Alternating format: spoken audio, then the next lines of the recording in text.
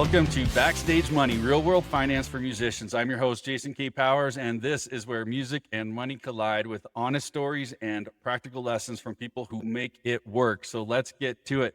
Today, I am joined by Stevie Rachelle, frontman of the band Tuff, the force behind RLS Records, and founder of long-running rock news site Metal Sludge. He's worn the hats of a lot of things, artist and label and media, which he's seen how the business really actually works. So Stevie, welcome. I'm so glad to get you on here. Thanks for having me, Jason. I appreciate it.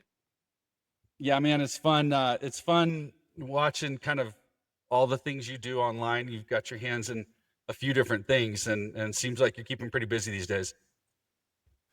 Yeah, I mean, trying to as things as life goes on, you go through different phases, starting out as a musician in your teens or 20s, and then as you become an adult, you become a father, you become older, Yeah, you got to kind of, adjust on the fly, so to speak. So I'm trying to keep busy, still doing some shows and trying to keep myself out there. yeah, yeah. That's great. Well, so I always like to start off with, let's go back a couple years, and give a synopsis of how did you get hooked up with Tuff, and how did that go at the very beginning?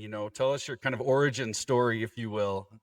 Well, I'm from Wisconsin, originally born and raised in Oshkosh, Wisconsin, which is south of Green Bay, north of Milwaukee, and it's the name is famous for the kids' overalls. Oshkosh Bagosh, the little overalls, the Yeah, kids' yeah, yeah, yeah. clothes. Um, so that's where I was born and raised, and grew up uh, loving the Packers. And at some point, I became obsessed with skateboarding as a very Mhm. young kid. So originally in the 70s and late 70s into the early 80s, I was a skater kid and always listening to a lot of music that was relevant to that activity, that lifestyle. The Yep. skaters, the BMXers were all listening to the punk rock and the new wave and all the Yeah, that's obscure right. stuff. Oingo Boingo Devo, the B-52s. So those were all the bands of my early youth that were, my loves. I mean, I love those bands, I love those Mm. records, and that's all I listened to until the very end of high school. I was literally days away from turning 18 in my senior year in the spring, just a couple of months from graduation, when I went to my first rock and metal concerts, which were Okay, Kiss on the Lick It Up tour in February of '84. that's not a bad first rock concert. Yeah, and Ozzy with Motley Crue on the Shout at the Devil, Bark at the Moon tour, March of '84. And that was the turning point for me. I just became obsessed with music. I wanted to be a singer, and that Motley led to Rat and Van Halen and Dokken and Uh-huh. Black and Blue and Sammy Hagar and Night Ranger, and just one right after another. I just became immersed in that whole world. And then that soon led to, hanging out with friends and jamming and getting a teen band together and playing arcades and different things like that. And I did that for a couple of years. And when I was 21, I had this opportunity. I found out about Tuff being in Los Angeles, looking for a singer. And so I flew here on a one-way ticket, June 20, I don't know, 5th or something like that of '87, and tracked the band down. And, And a couple of weeks later, I'm auditioning for him and yeah, I'm the singer. and you didn't actually know how it was going to pan out, right? You bought this No. ticket out to LA, and we're like, I'm gonna do this. This Yeah. is this is What you just said is exactly what I thought. I yeah, am going to do this. I didn't say that's I awesome. want to do it. I didn't say I hope I can do it. I'm going to do this. I'm going to Yeah. become a singer. I'm going to be in a band. I'm going to go on the road. I'm going to get signed. I'm going to be in these magazines, Hmm. MTV tour buses, the whole deal. And Yeah. I was, very focused. And, I come out to LA. No, there was no guarantee. I hadn't talked to them. They didn't know I existed. But I just said to myself at that point, it's 1987. I had just turned 21, and all of my Hmm. favorite bands, everybody that I was looking at in the magazines, everybody was coming from the Sunset Strip. Oh yeah. Motley Rat, Doc and Black and Blue, Wasp, Armored Saint, all of these bands that I went to go see were all, Van Halen even. Hmm. They all came from the Sunset Strip. Of course, some of them, like Black and Blue, was from Portland, Oregon. Some of the guys in different bands, obviously Nikki Sixx, I think, was from like Washington or something like that, and Hmm. he moved down to LA in the Hmm. late 70s. But I knew that if I wanted to make this happen, to pursue it, that I needed to be here. Yeah. So when I bought the one-way ticket, I really don't know what I was thinking. Like, was I thinking, what if I don't get the gig, or what if I don't meet Uh-huh. them, or what if they have someone else? I didn't really I didn't really take that into consideration. I kind of bet on myself, and I just said I'm going. And Yeah. within a couple of days of finding out they were looking for a singer, I moved out of my apartment, bought a one-way ticket, and was on the way. Literally Um, within days. It was less than a that's week. wild. Wild. Yeah. I bet that's kind of though a pretty important mindset for musicians who the guys who really make it, who not so much the buying a one-way ticket thing, but the I'm going to do this, Right. you know. And that's probably a pretty important mindset versus the, well, let's try it out and see if it works. Well, You know? and exactly. I can tell you that even going back to 86, 87, 88, when I was 20, 21, 22 years old, and once I'm even out here and I'm talking to people, Tuff is starting to do shows in different cities and different states, and I would meet some young musician like myself, some guy, guitarist, drummer, whatever, 20, 21, 19, 23. And a lot of times you would hear yeah, I'm gonna work all summer. I'm gonna save up my money, and I'm gonna get all my equipment together, and I've been working on my riffs, and then next year I'm gonna make the move, you know. Hmm. And then you talk to that same person a year later, and they're like, well, I decided I was going to take this summer course at this college, and my dad wants me to work for his plumbing company, and I'm just going to save up more money. My car broke down, and I don't really have a guarantee. Like, what if I go there and no band wants me, or I don't know if I have a place to live. And Hmm. a lot of guys would say things like that, and it's they're making excuses. They're procrastinating. Hmm. Hmm. I'm not saying that I'm a success story, but if you ask people that have entertainment dreams, aspirations, Arnold Schwarzenegger, for example, the guy came here from Austria, what, at 20, 21 years old. Hmm. you know I don't know the whole history. I've seen some of his stuff. I've read some of some stuff from some of his books. I'm pretty sure he came here with nothing. He Yeah. came here with a duffel bag and probably $100 and landed, Mhm. and all he wanted to do was go to the nearest Gold's Gym or Venice Yes. Beach. That's Yes. all he wanted. He didn't Hmm. care what his clothes looked like. He didn't care if he had a king size Hmm. bed. He didn't care if he had his own bedroom. He was probably sleeping on floors and couches, and uh, you know, paralleling what Arnold did 50 years ago in the 70s to what happens with the UFC fighters and MMA fighters today. I'm a Hmm. big fan of MMA and UFC, and I watch these stories about these young guys that are 20, 23, 25 from these random countries. And when they get a chance, they come from nothing. They'll live at the gym. They're Hmm. literally training 2, 3 times a day, and they're sleeping on a mat in the training area. And as long as they get a bowl of rice, a protein bar, and Hmm. plenty of water, Yeah. they're willing to. That's their goal. Yeah. I want to be in Yeah. the UFC. I'm gonna live at this gym. I'm gonna train at this gym. Hmm. They're not chasing girls. They're not worrying about going out to parties or what kind of car they got. They want to put on those gloves and they want to get in the ring Yep. with Yep. whoever, whenever. Their tunnel vision is to go forward, and Yeah. that's kind of what I had. So, um, ultimately, I guess to some aspects, it worked out. Yeah. Yeah. To some level, it worked out. Yeah. That's right. Well, so early on, as you guys were ramping up, what was maybe one first big break that happened that you guys are like this? It made it feel real. It made it like, okay, we're gonna kill this. It's gonna be awesome. Yeah, I've never, I can't put my finger on that. You Mhm. know, there's a lot of things along the way. I could recall a million shows, but there was never any point where I said, wow, now we've made it, or now this is to another level. There is levels to it, though. We Mhm. get in the band. I get in the band. We start rehearsing. We open up, for a couple bands within a few shows. Then we headline. And we go from selling some tickets to getting paid $500, and Mhm. going from playing first or second slot to headliner, Mhm.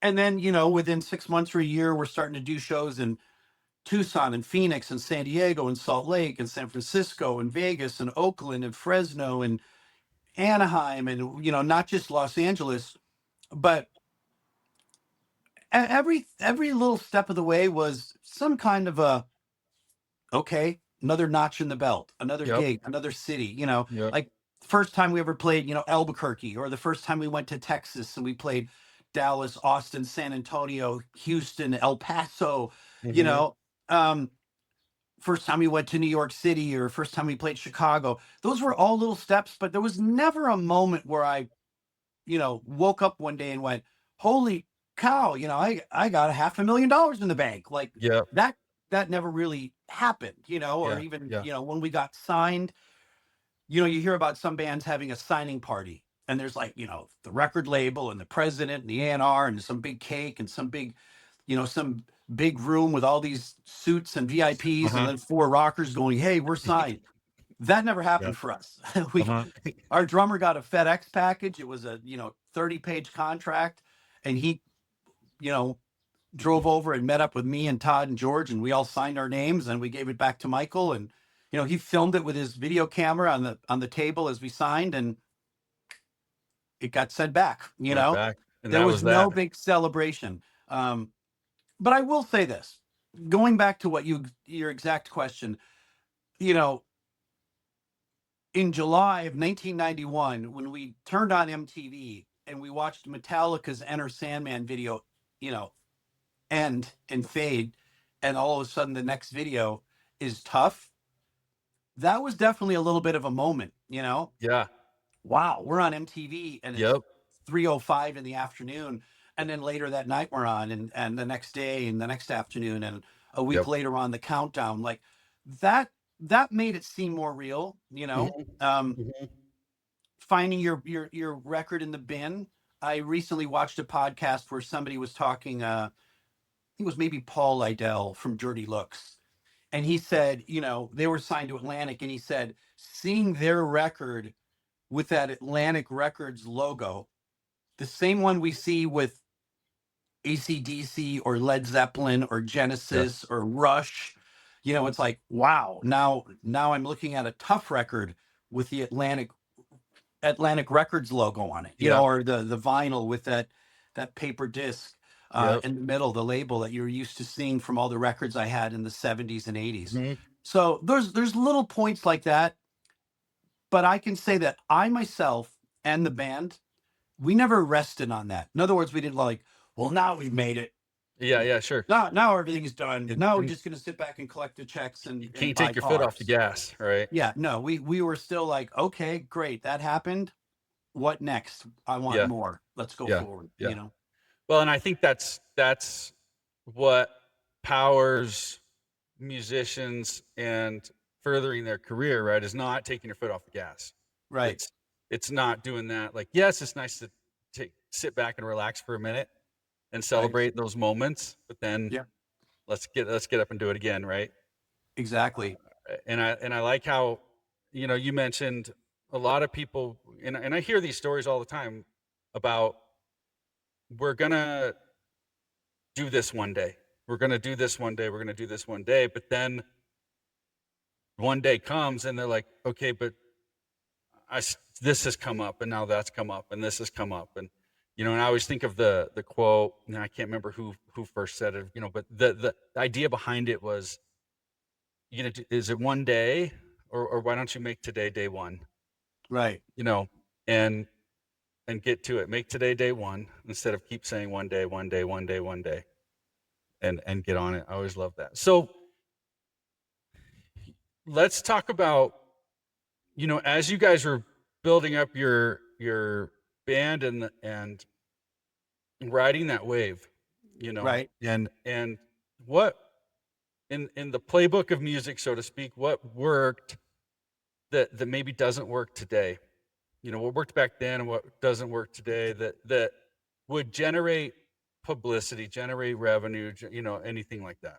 Well, you know, there's a lot that's different because when I was coming up, or we were, meaning the bands of the 80s per se, um,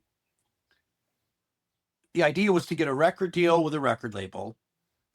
You wanted to make a record, which literally was a record, a Yes. vinyl record. Hmm. You wanted to get on the radio. You wanted to be in a magazine like a Hit Parader or Circus or Faces or whatever it was. Um, you wanted to be on MTV. That was just a huge, lofty goal. And obviously, getting a tour bus and tour and go Yeah. not only around the U.S. but around the world. Yep. Well, in modern day, there's not really. I mean, record labels still exist, but it doesn't exist the way it used to. You know, and they don't sign bands the way they used to. Magazines, there's still magazines out and magazines in the store, but that form of media is kind of went away, just like newspapers. I mean, we're Hmm. all old enough to know that when we grew up, there was our local town newspaper, and then you had the New York Times and the LA whatever Daily Hmm. News, or major newspapers. I had a paper out at some point as a kid and would deliver the penny saver, which would be like the Yep. recycler in Los Angeles, like classified ads. Hmm. So newspapers and magazines went away. Radio doesn't really exist the way it used to, especially since we have these now satellite stations where Yeah. you can not only say, I only want to listen to this kind of music, but you can literally make these platforms where, these playlists where it's like, I only want to listen to, I think some serious channels only have what? Is it Ozzy only? Or is it Van Halen only? Or I think there's one channel that's just Pearl Jam. Like, Yep. just the Beatles. So that didn't exist in the Right. 60s, 70s, 80s, or even the 90s. Um, and MTV obviously at some point became reality TV. Hmm. And then with the invention of the devices, meaning laptops and cell phones and Yeah. iPads and things like that. Now all of that stuff is used to distribute, whether it's entertainment, opinion, review, news, um, promotion, advertisement. For local bands, you would play locally in clubs, put up little flyers or promo in the clubs. Hmm. And in a scene like Los Angeles or New York, where there's more of a scene with clubs and whatnot, obviously the Los Angeles scene was huge for the flyer situation. Yes. Everybody was making those flyers, some of which Sticking I them up have. on the wall. Yeah. I have these. These are these were Oh yeah. used to put on billboards, you Got them know, all over your um, wall.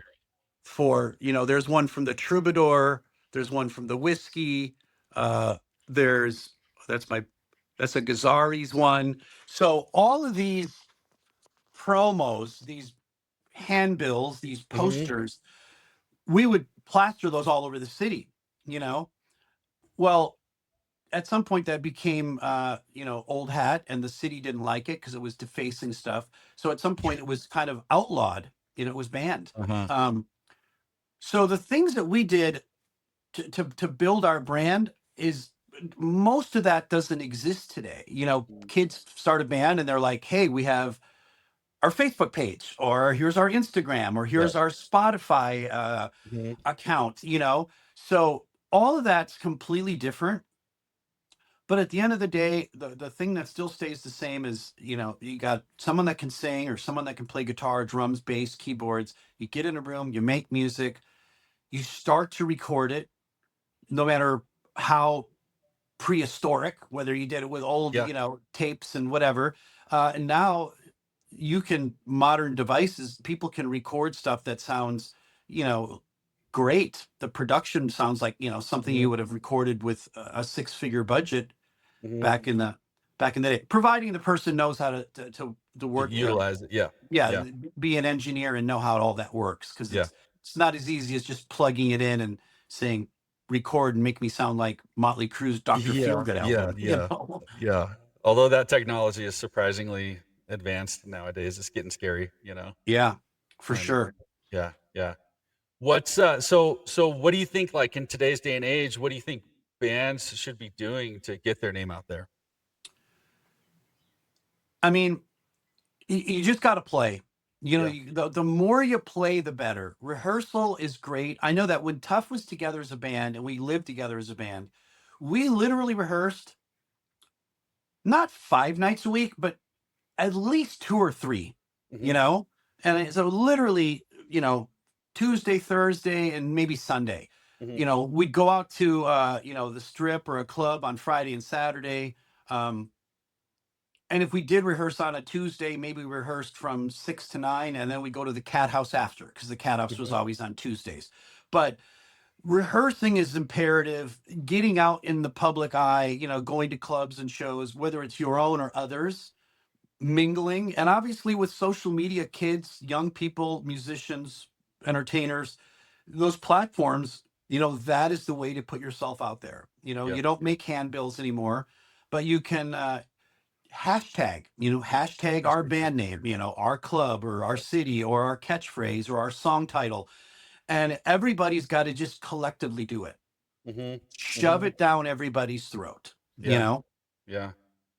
You think, do you have an opinion on whether, because you mentioned it early on, like, back then, like, the one of the major objectives was get to a label, as fast as you can and get Right, signed. right. And now you've got this influx of indie artists, approach who are realizing a lot of them could do it on their own. And so now there's a little bit of polarization on opinion on that, on should we get a label or should we do indie? What are your thoughts? The one thing I think, and looking back, is as much as Tuff was very DIY, and we did a ton of stuff. We did a ton of merchandise. We did tours. We did runs to the Midwest and rented tour buses, and were self-contained before we Mhm, had a record deal. We went from Los Angeles to Texas, Kansas City, St. Louis, Minneapolis, Chicago, Milwaukee, Green Bay, Denver, Albuquerque, Salt Lake, all over, yeah, everywhere east, or I should say everywhere west of the Mississippi. We did it in a tour bus before we had a record deal. yeah. So we were always about just doing everything ourselves.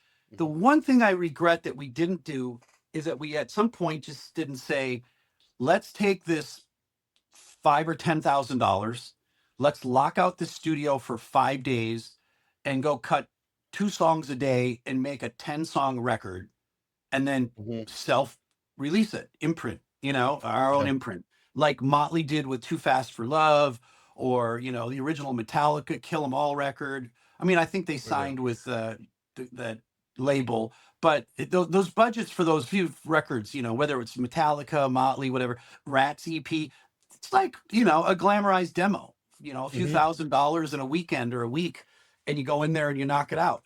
mhm, And some of those records now went on to sell a few million copies as their career built.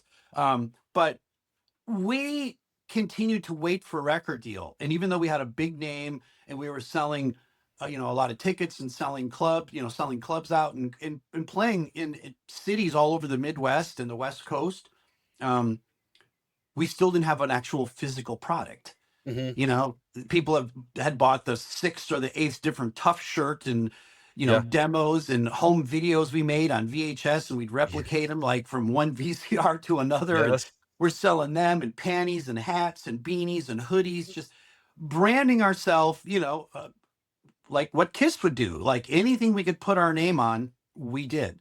But Putting it we on. didn't put it on our own record. And Yeah. I look back and think we should have done that.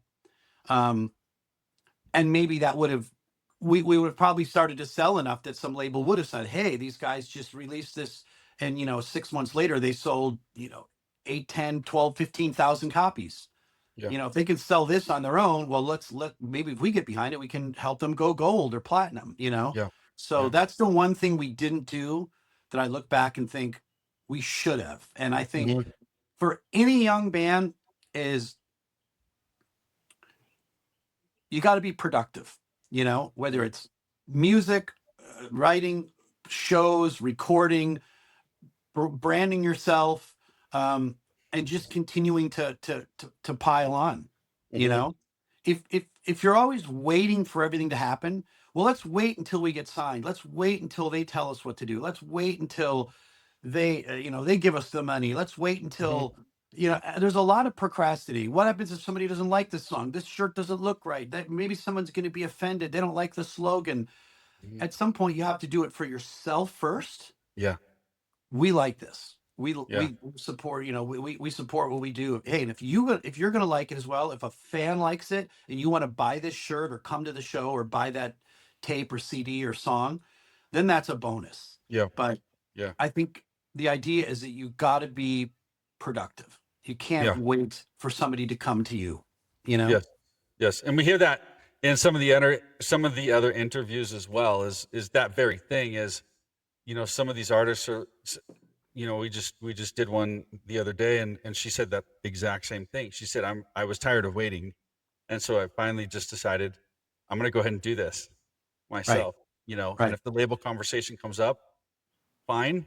If it doesn't, I will have already started something, you Yeah, know, and I'm that much further down the road, rather than just stalling, just like we just talked about, one day, one day, one day. And then you wake up and 10 other things have gotten in your way, you know? yeah. Well, and that goes back all the way back to June of 1987 when I found out Tuff was looking for a singer, and I called this phone number on the flyer. It was their phone number. It was disconnected. But then I called another number that was the rehearsal studio that they endorsed. It was called Rocking Horse Studios in Canoga Park, where music rocks or whatever, and it had a phone number. So I called that number, and a lady said, Tuff's not in right now. But if you want to send a package, you can. Here's our address. Send your demo, your promo photo, your press packet, resume, whatever you got, bio. So at some point after I hung up the phone, I started putting this together in in my head, hey, I could send this, I could, this is a couple of songs I recorded, here's some photos. But at some point I just said, I didn't think it didn't represent me as well as it could have. Mhm. I'm from a small town, in some small local band. It's not like I had some killer professional photographer that did, great photos. So at some point I just said to myself, I'm not even going to send this. I'm banking on myself. I'm betting on myself. I'm going to buy a ticket and go there. Had I not went or bought the ticket and said, let me send the package and I'll wait for them to call me back. Yeah. Wait for them to say, hey, Steve, we heard you're interested. Well, and again, there was no guarantee. They didn't say, hey, come on out. You can stay with us. Hey, we'll audition you on this Yeah. date. We'll let you stay in our apartment if you don't have anywhere to go. Like none of that was there. So I just threw it out there, went for it. Um, and I didn't wait. Yeah. And Yeah. And I then chased it it down, became something. Yeah. Yeah. Yeah, And it exactly. became something. It wasn't all for naught. And then you'd have probably spent the next 20 years going, what if, maybe, Yeah, if you didn't go, right? If they right. didn't call you, you didn't go, you're like, well, I don't know, maybe. Our conversation would be a little bit different. Be like, Right, I probably should have flown out there though. you know. right. Yeah, that's right. Well, so what else works for artists? Do you see working? Things like you mentioned merch. How important is merch? In your eyes, how important is even side stuff like doing collabs and things like that with other artists? Well, collaborating with another artist, while I don't think it's not that it doesn't work in rock, but it's in pop and rap and hip hop, it's a lot more prevalent. It's Yeah. everywhere. And a lot of times what happens is, this artist becomes big and sells a lot of records, and this artist becomes big, and at some point they say, hey, let's do something together. Let's do a Hmm. collab. You know, 6ix9ine and Nicki Minaj, or Hmm. Jay-Z and so and so. And Hmm. by doing that, you're like, okay, all my fans are going to buy this, and Hmm. all their fans will buy it. So collectively, we kind of both now gain some fan base. Like some of Yeah. their fan base might go, hey, yeah, I like 6ix9ine, or I like Nicki Minaj, or I like Jay-Z, or Mhm. Insane Clown Mhm. Posse, an old school, Mhm. two-piece rock rap band from Detroit, the Insane Clown Posse with their crazy makeup. They at some point started doing collaborations with Vanilla Ice and That's right. Twisted Sister That's and right. Snoop Dogg or whoever. So Yeah. again, there's in the music world, it'd be like, hey, special guest like CC DeVille played the solo on Cherry Pie for Warrant, when that record Yeah. came out. um Yeah. but that's a good way to build your awareness with someone else's fan base. And the Mhm. merchandise thing, I swear by it. Yeah. Giving Kiss as an example, and that band Insane Clown Posse, a lot of those bands, you know some of those bands have taken merchandise to a whole nother level. Yeah. It's a whole business within itself. Then there's bands that still tour today. I've been on festivals where I've showed up and it's 10 bands for the day, and I go to where the merch tents are, and there's only 3 bands that are selling merchandise. Uh-huh. And I'm like, why would you guys not have merchandise here? There's Yeah. 10 bands, there's 5,000 people here. Mhm. Why would you not have somebody sitting here with a duffel bag with 50 shirts or Uh-huh. 40 CDs Sure. or 30 vinyls? you know Even for a medium level band, you're basically turning away potentially thousands of dollars of revenue for the day. Mhm. And if you did that on Mhm. Friday and Saturday and Sunday and you didn't bring merch, and I've heard some bands go, oh, that's a pain in the ass, we don't want to carry shirts. Mhm. Some guys just want to go to the airport with their sunglasses on and their leather jacket, get on the plane, land, walk on stage, play their show. When they're done, go do a meet and greet, go to the hotel. Yeah. I don't want to count in shirts. I don't want to have to be responsible for Yeah. picking up the merchandise. Yes. But meanwhile, there's money that's being left on the table. Um, and like I said, I've showed up at some of these places where there's been 6, 8, 10, 12 bands, and literally 3 or 4 of us are selling merch, and the other 5 or 6, 7 bands, they didn't even bring anything. Mhm. Mhm. Or And there's, hey, even we ran out. It's like, well, hey, if a restaurant runs out of hamburger buns and they're selling hamburgers, well, somebody's got to make the call to go to the Costco and buy us another yeah. 200 hamburger buns. Yeah, We yeah. can't run out. It's imperative. We need Yeah. them for the day. Go to the photo lab and print 100 more 8 Yeah, by 10s and sign right. them all, and, yeah. Yeah. Exactly. And online too, right? I mean, you've got quite 100%. a online presence and online store, and that's gotta be advantageous. Been doing online, or I should say been doing, sales to fans, starting with PO boxes back in the 80s, and since the internet in the late 90s. Yeah, I've always had a store, Yeah. and even so, having your stuff on eBay, Amazon, Discogs, all these outlets. The one thing a lot of bands don't understand, and maybe they do, but or they're just lazy, is some guys don't even want to pay the $30 or whatever a year it is to have their domain name, you know, Mhm. rockband.com. Like, Yeah. who's going to pay that $30? Yeah. So by using the free platforms like the Facebook or the X or the Instagram, you can have a profile. Mhm. Rock band, here we are. This is our picture. This is where we are. Here's links to our videos and our songs, and here's where we're going to play. But at the end of the day, it's Mark Zuckerberg or whoever owns that platform that is really benefiting from your fan base, because Mhm. you're not getting any ad you can't sell advertisement to have people look at your Facebook profile. But if you have a website, you can do that. You also, have to have, kissonline.com has always had, hey, this is what's going on with Kiss. And I'm sure there's links for every member and all the Mhm. things related with Kiss and merchandise and stores and cruises and how to order and where to, what country are you in, pick the language. Mhm. A lot of that is important. Having a website that's like having that's like having your own place of business. Yeah. Yeah. So, and I think that the merchandise across the board, you know, the music itself, physical music, whether it's CD or vinyl, um, merchandise for men, women, all the accessories, and there's a lot of things you can do um, that helps keep perpetuating the brand name with your fan base. And I think it's worth it to have it available. Yeah, yeah, yeah. I agree, and I think the website is important. Social media is great. That's where people are finding people, right? Yep. But you want to point people to the end user, so to speak, right? Which is you and Right. your band, and sell merch on there. Have ways for them to follow you on there. Get a mailing list going. Right. Capture that information, And so back on merch, what kind of scenarios? Because you're still playing, and you run into various scenarios where you hear about. Do you keep 100% of the revenue? Does the venue take some? What kind of scenes have you seen on the merch sales, on-site merch sales? Well, that varies. A lot of clubs in general, they don't always take from the bands.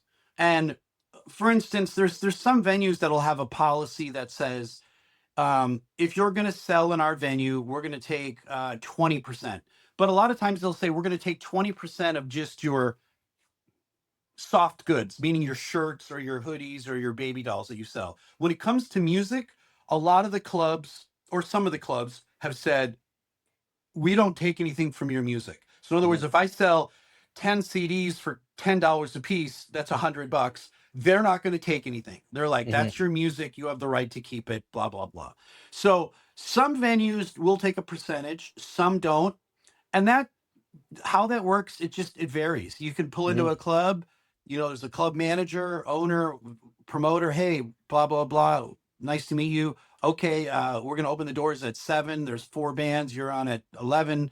We want to count in your merch. Where's your duffel bag? Okay, bring out your stuff. Okay, you got 30 of these, 20 of these, 10 of these, and 20 of these. Then at Mhm. the end of the night, they come back again. Let's count them all out. Okay, so you sold 6 of these, 9 of these. And then we're literally with that calculator, and then they're taking times 20%. Yeah. Okay, here's your $85, and then Mhm. we walk with 400 or something. Mhm. And then that goes all the way up. The biggest promoters, all these huge events. Yeah. That's why a t-shirt costs $45 at a big Yeah. event, because the Yeah. venue's probably taking a third. They're probably taking 30 or 35%. Mhm.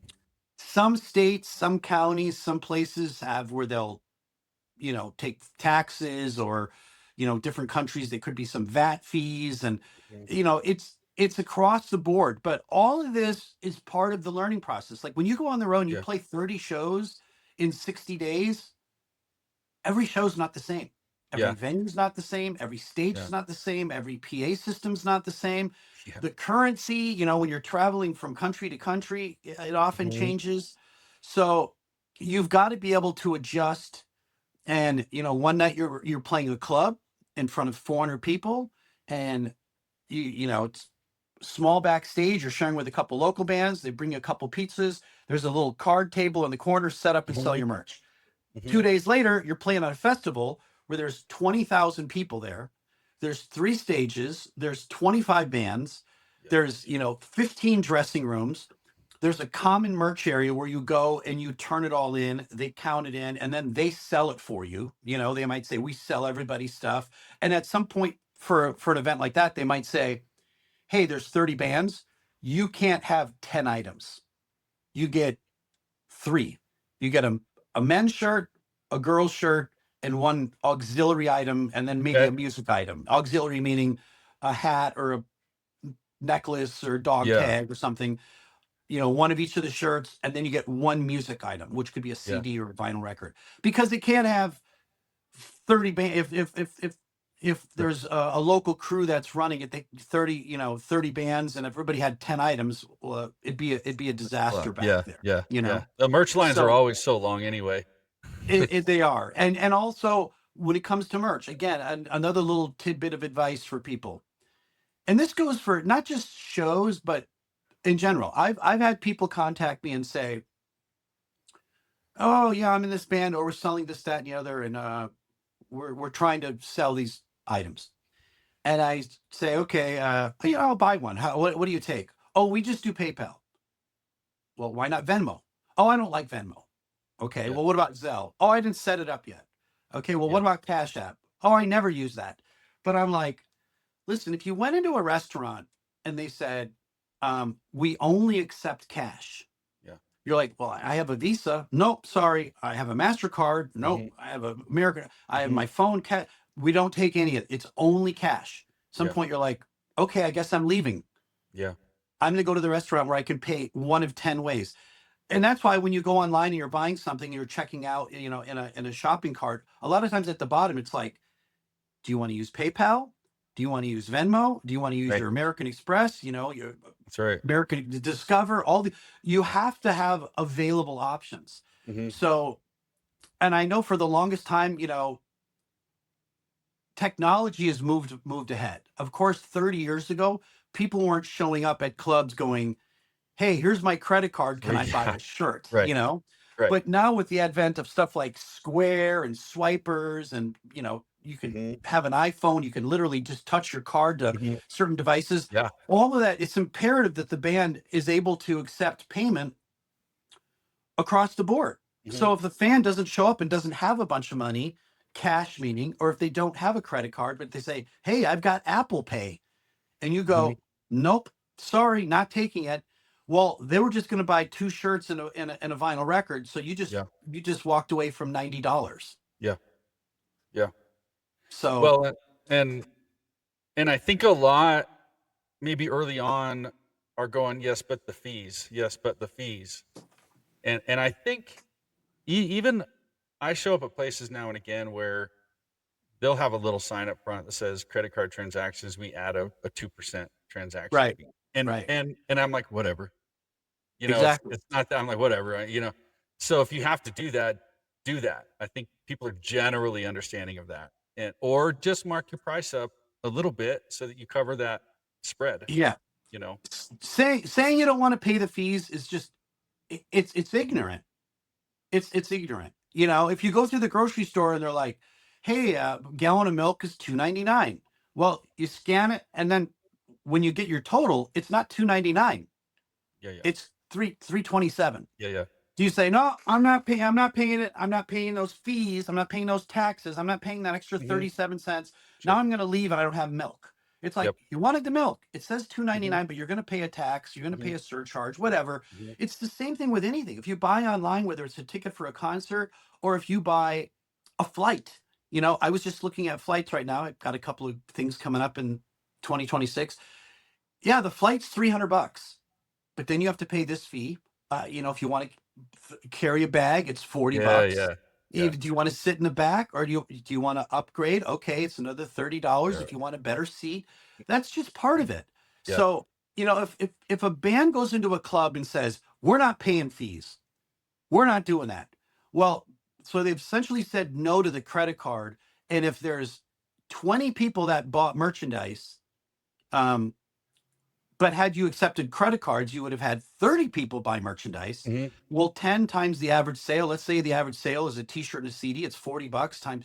You just gave away $400 because you didn't want to pay what, 12, $10 in fees? Yeah. Yeah. Sure. You know, Sure. it's Sure. it's like, here's your option. You're a band. I can give you $390 for that $400 worth of merchandise. Hmm. Well, where's the other $10? Well, that is to go for the fees. Nope, sorry, we're not selling you the merchandise. We're not doing Hmm. it. Hmm. Okay, so now you've just walked away from, if I gave you 400, you're going to take it, but you won't take 390. Hmm. It's like you have another show tomorrow. You've got to fill the gas tank. You got hotels to pay for and food, faces to feed Hmm. with food. Get to the next city. Take the 390.